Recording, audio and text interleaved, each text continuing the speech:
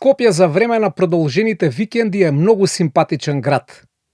Плоштадот е полупразен и со тивок джагор. Трговскиот осамен. Пред собрание ни чауши, ни мауши. Центарот релаксиран.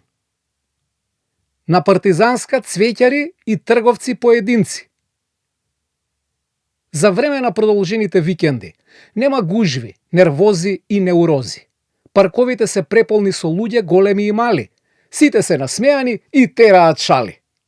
После оваа неверојатно гениална рима, одиме со нашето прво прашање. Во Македонија имаме два споени викенда. Едниот беше минатата недела, сега е вториот. Дали некаде ќе пропатуват? Јас не, ќе одам до гробиште. Син ми ќе одат. Знаете како, мислев со него да идам на задушница, ама ете ќе патуваат они, јас ќе одам сама. Не. Дома, Тук.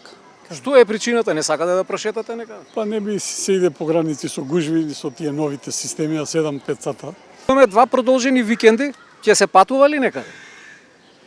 Па да ви кажам, ние од Германија сме дојдени, патувавме доста, па кајме са за Дојран. Леле, што убаво, рипчиња таму, медитеранска клима, убав воздух.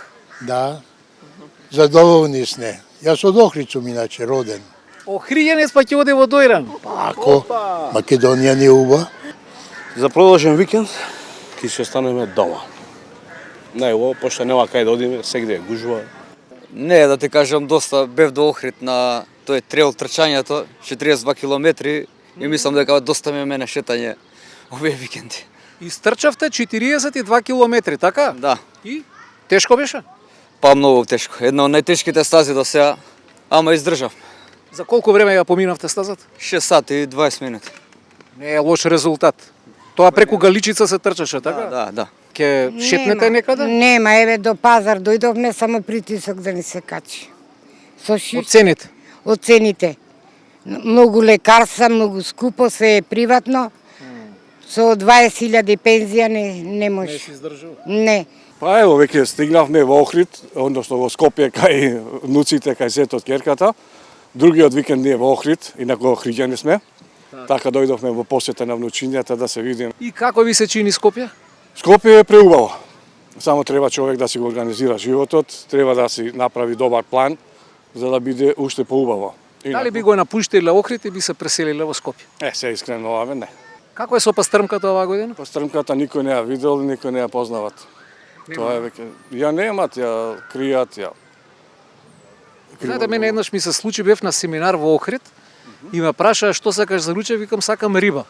Пошто сум во Охрид, сакам риба. И ми донеса, ај погодете што. Предпоставам нешто фалш. Ослич! А белвицата ја има ли? Ја има белвицата. Колку е да си ја купам на пазар? Да, може 300-400 денари би завршиле работа. Прашање второ. Себичност. Што е таа болештина? Себичен човек си гледа само за себе.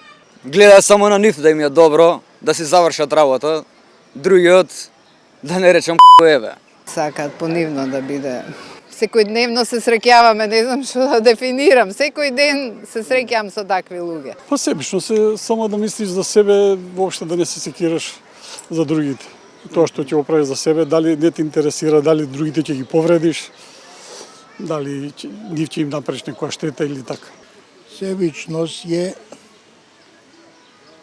да не му даеш на некого, да го гледаш како сиромаштит, а не му даваш. Себичност е човек да гледа само своите интереси. Се што кажавте, точно кажавте. Како да препознаете себичњак? Прва карактеристика. Мисли само за себе и втора, не се интересира за туѓите потреби и чувства. Тие луѓе уста не затвараат. Секогаш мислат дека се во право. Лесно се лутат ако не се согласите со нив. Не се радуваат на туѓите успеси. Не сочувствуваат со туѓите болки. Себичњаците очекуваат постојана емпатија од другите, а во исто време на другите гледаат како на помалку важни битија. Од себичниот човек не очекувајте да ви посвети време, да ви помогне во кризна ситуација. Нема компромис, бидејќи себичниот не е за компромис. Бара услуга, но не возвраќа. Личниот интерес е на прво место. Сака да биде сакан, ама љубов не дава. Тешка болештина, дефинитивно. Еве направете споредба. Каде се луѓето посебични? Во Германија или во Македонија? Па јас би рекол дека овде почна многу себични да бидат. Многу. Не беше така, ама сега се многу себични. А во Германија? Па и таму има, сегде народов исти, ама јас малку изненаден сум за овде, за таму мене, да ви кажам право, не ми гаеле. Се сакаме да не се видиме. Ко мен би ме тротоарот, затоа што идат некој можда ќе ми побарат нешто. И овдека се сменети луѓето. И овдека секој се... Порано беше подруго, поотворени бевне. Познавате ли такви луѓе? Има доста. Има доста. Ги имат можда и во моето друштво, да речем, и во моето окружување. Имате ли такви пријатели што се себични? Моментално моето друштво не. Значи вие имате вистински пријатели? Да. Ако ви треба нешто и побарате помош, ќе добиете помош? Да. По секое време? Точно. И колку такви пријатели сте? Тоа можам да ги кажам другарите од моето детство. Од прво оделение? Да. Од градинка. И уште сте заедно? Да. И колкаво е тоа друштво? Тоа друштво брои моментално 10 души. Браво бе младичу, баш сте супер друштво и така да си бидете до крај. А сега, лично прашање. Вие дали сте себични? Јас не. Па сега секој така ќе каже, ама не, стварно не сум себична. А не. Ја мислам за сите. И за дома, и за ова, и за мило ми, еве, деца што гледам, за сите мислам. Е така. Значи вие не сте себична особа? Не, никако, јас сум дарежлива. Не сум себична, не. Не би можел дека сум, понекогаш може да има ситуации кога тоа што го рекол мора да мислиш пред се на себе па после. Ама све е до ситуација, али не е у, како да речем, да си таков по карактер. Дали сте вие себичен човек? Па не сум. Сигурно. Може некад на некои моменти станувам себичен, но пробувам да се променам. Битно е, значи, секој човек промената да најде у себе, да се промени. Тоа е најбитно. Кога се промени секој само у себе, мислам дека ќе се промени и државата. Ние луѓето правиме државата сепак. Колку точно кажано. После оваа диагностика, веќе нема што да се рече. Одиме да се менуваме. Време е за љубов кон другите.